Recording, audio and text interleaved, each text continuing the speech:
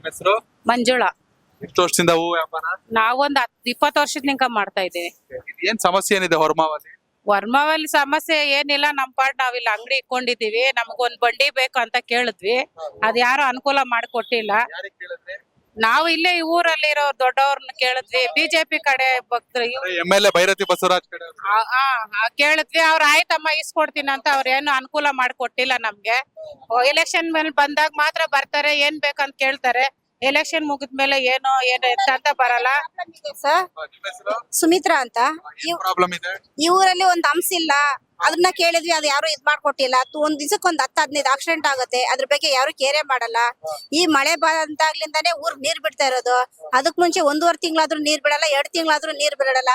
ಯಾರು ಬಂದು ಊರ್ ಮನೆ ಕಡೆ ಏನಂತ ಕೇಳಲ್ಲ. ಊರಲ್ಲಿ ಒಂದು ಮೋರಿ ತೊಡದ್ರೆ ಅದನ್ನ ಮುಚ್ಚೋ ವ್ಯವಸ್ಥೆ ಮಾಡ್ಕೊಡಲ್ಲ. ಓಟ್ ಕೇಳಕ್ ಮನೆಗ್ ಬಂದಿದ್ರು.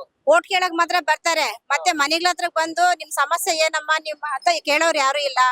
ನಾವು ಮಾರ್ಕೆಟ್ಗಳಿಗೆ ಹೋಗ್ಬೇಕು, ಈ ಊರಲ್ಲಿ ಬಸ್ ವ್ಯವಸ್ಥೆ ಇಲ್ಲ, ಅನುಕೂಲ ಇಲ್ಲ. 10:30 ಆದ್ರೆ ತಿರ್ಗಾ 5 ಗಂಟೆವರೆಗೂ ಬಸ್ಸೇ ಇಲ್ಲ ಇಲ್ಲಿ. ಅದನ್ನು ಕೇಳಿ ಕೇಳಿ ನಾವು ಸಾಕಾದ್ವಿ.